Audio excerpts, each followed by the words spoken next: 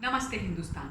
सुशांत सिंह राजपूत का जो हत्या का केस है, जो मृत्यु का केस है, और दिशा सालियान की जो मृत्यु का केस है, वो अब एक बहुत ही भयानक मोड़ पर आ गया है। जब से नार्कोटिक्स की जो ये एंगल है, जब ट्रेल्स हैं, वो हमारे सामने आई हैं। जब से ये पता चला था कि रिया चक्रवर्ती 2017 से एक ड्रग पेडलर गौरव आर्या के टच में थी, और ईडी ने जब उनकी व्हाट्सएप चैट्स को रिट्रीव किया था, और उससे जब उनकी ट्रेल्स पता चली थी कि किस तरीके से वो ड्रग्स मंगवाने का, किस तरीके से वो सुशांत को ड्रग्स देने का काम कर रही थी, किस तरीके से वो सुशांत को बिना बताए उनको ड्रग्स देती थी, उनकी चाय पानी में और उनकी कॉफी में मिला करके, किस तरीके से वो दीपेश आदि के माध्यम से ड्रग्स का काम कर रही थी। तो जब ये सारी चीजें निकल करके आई तो एक बड़ी लार्जर पिक्चर हम सबके सामने आ गई कि ये लड़की कर क्या रही थी, इनका सच्चाई क्या है। उसी सच्चाई के तहत आज एनसीबी ने एक बहुत बड़ी खेप ड्रग की मुंबई के अंदर पकड़ी है।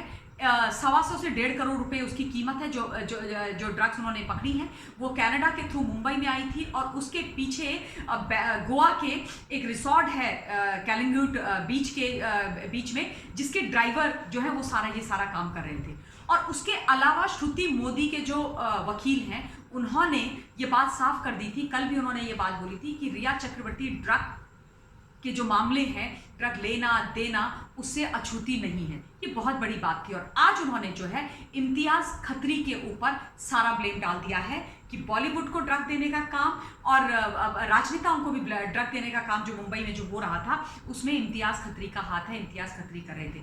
इम्तियाज खत्री के बारे में आप सब लोग, सुशांत सिंह राजपूत की एक्सटेंडेड फैमिली बहुत समय से बात कर रहे थे। आप लोगों ने बहुत सारे तमाम वीडियोस उसके सामने निकाल करके लेके आए थे, जिसमें वो सुशांत को घेरने की, अपने चंगुल में लाने की कोशिश कर रहा था। अब चीजें बहुत साफ होती हुई नजर आ रही हैं। रिया चक्रवर्ती का जो भाई है शोविक चक्रवर्ती, जो लोग आज पकड़े गए हैं ड्रग की खेप के साथ, उन्होंने अपेरेंटली उसका नाम लिया है कि शोविक जो है हमारे साथ ये काम करता था। यानी कि इनडायरेक्ट नहीं, अब डायरेक्ट कनेक्शन चक्रवर्ती परिवार के ड्रग माफियाओं के साथ और ड्रग पेडलिंग के साथ निकल करके आ रहे हैं। रिया चक्रवर्ती का वो चेहरा मुझे अब याद आता है, जो उसने एक इंटरव्यू अपना दिया था 2 घंटे का, जिसमें उसने बोला कि मेरा ड्रग्स से कोई लेना देना नहीं है, मैं ना ड्रग्स करती हूँ, ना मैं ड्रग्स के बारे में कुछ जानती हूँ, मैं अपना ब्लड टेस्ट कराने के लिए तैयार हूँ, और न जाने कैसी बड़ी बड़ी बात। और बड़ी आसानी से सारे जो ब्लेम्स थे ड्रग वाले, वो उन्होंने सुशांत के सर पर शिफ्ट कर दिए थे। लेकिन सांच को आंच किया, ये सच बात होती। वो कहते हैं ना कि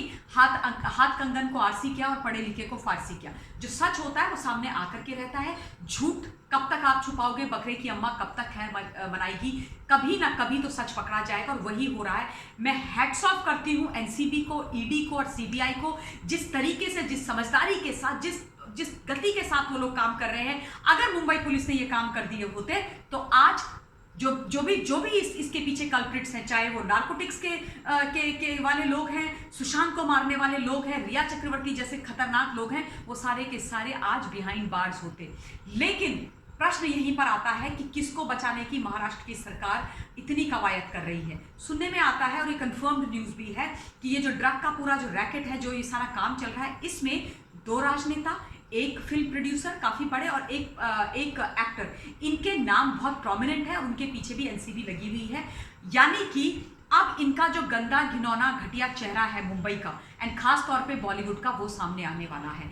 आज श्रुति मोदी के जो लॉयर हैं, जिन्होंने कल ये बोला था कि रिया चक्रवर्ती ड्रग्स के मामलों से अछूती नहीं है, उन्होंने इनडायरेक्टली बड़ी साफ बात बोल दी थी कि वो ड्रग्स लेती भी है, ड्रग्स का धंधा भी करती है, और वो कोई पाक साफ नहीं है। आज उन्होंने बोला है कि इम्तियाज खत्री का इन सारे ड्रग्स के जितने भी लेन देन है, उसमें उसका ही हाथ है। ये बहुत बड़ी न्यूज़ है, बहुत बड़ी बात है। उसके अलावा सिद्धार्थ पठानी ने भी ये स्वीकार कर लिया है इन्वेस्टिगेटिंग एजेंसी के सामने, सीबीआई के सामने, कि रिया चक्रवर्ती इनडायरेक्टली ड्रग का काम करती थी, ड्रग पेडलिंग का काम करती थी, वो ड्रग लेती थी, और उसका ड्रग के साथ पूरा कनेक्शन है। अब आप मुझे ये बताइए कि कहाँ से हो गया रिया चक्रवर्ती का कैरेक्टर असैसिनेशन। ये बातें जनता तो लेकर के नहीं आई हैं। ये जो सारी चीज़ें ये तथ्यों के आधार पर निकल के आ रही है, इन्वेस्टिगेशन के आधार पर निकल के आ रही है, और जब आएगी तो ये चीज़ें बोली भी जाएंगी, क्योंकि अगर हम नहीं बोलेंगे तो सच्चाई दबा दी जाएगी। अभी रिया चक्रवर्ती ने एक और तमाशा, एक और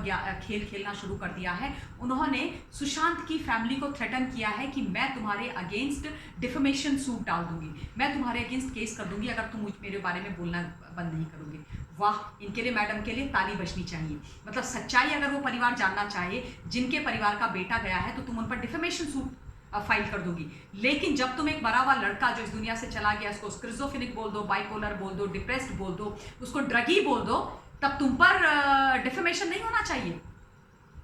तुम्हारे बारे में किसी ने कोई बात नहीं करनी चाहिए। तो ये जो नया तमाशा इन्होंने शुरू करा है ना, ये उसी श्रृंखला में जुड़ जाता है जिसमें इन्होंने बोला था मीडिया ट्रायल कर रही है, मीडिया ट्रायल कर रही है, मीडिया को चुप नहीं रहना चाहिए। लेकिन जब अपनी बारी आई तो तुरंत तमाम कुछ जो है 3-4 मीडिया हाउसेस को इन्होंने अपने इंटरव्यूज देने शुरू कर दिए और अपनी कहानियां गढ़नी शुरू कर दी और श्रृंखला में अपने को तो पाक साफ बता दिया और परिवार को फिर से बदनाम करना आरंभ कर दिया। तो ये जो कहानी है ये बहुत बड़ी कहानी है, ये कोई छोटी मोटी कहानी नहीं है।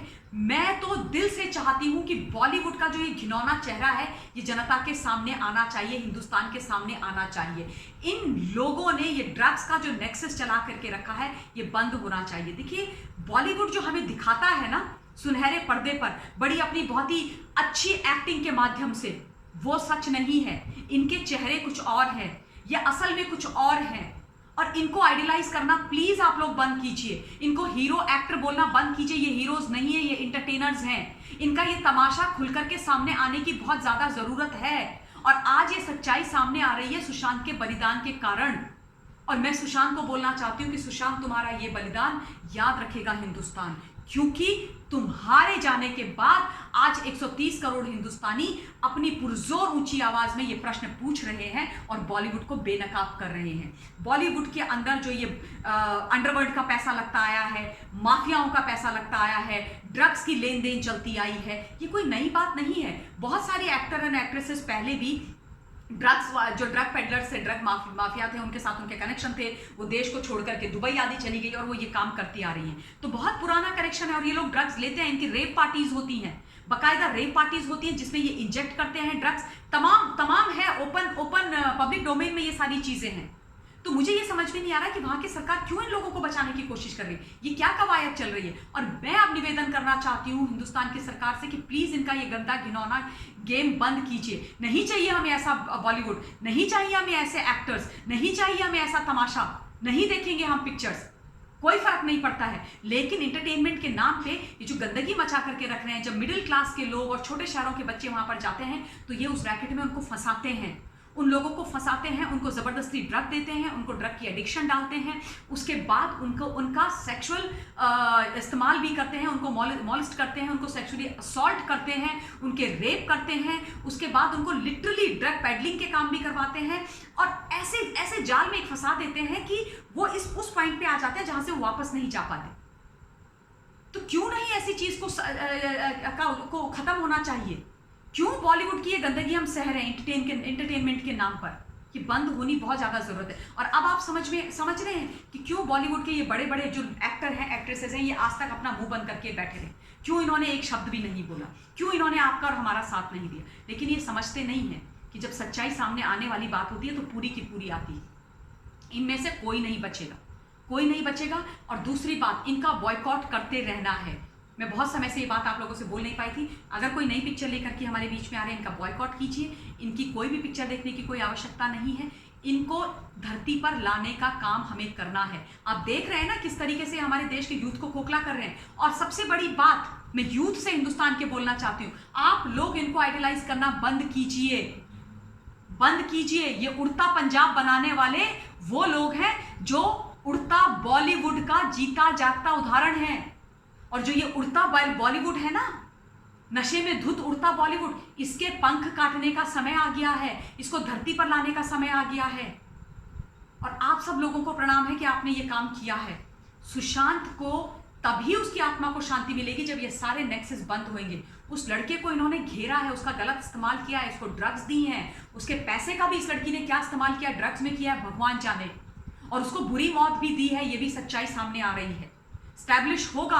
कई लोग कहते हैं कि नहीं उसकी हत्या का केस स्टैब्लिश नहीं हो रहा है, शांति रखिए, स्टैब्लिश होगा, जरूर स्टैब्लिश होएगा। बस इसी तरीके से लड़ते रहना है। और ये गंदा चेहरा इन लोगों का, चाहे वो राजनेता हो, चाहे ये बॉलीवुड के लोग हो, इसका सामने लेकर के आना है। And please stop calling them actors heroes. They are not heroes, they are entertainers. Show them your power once again. Boycott them.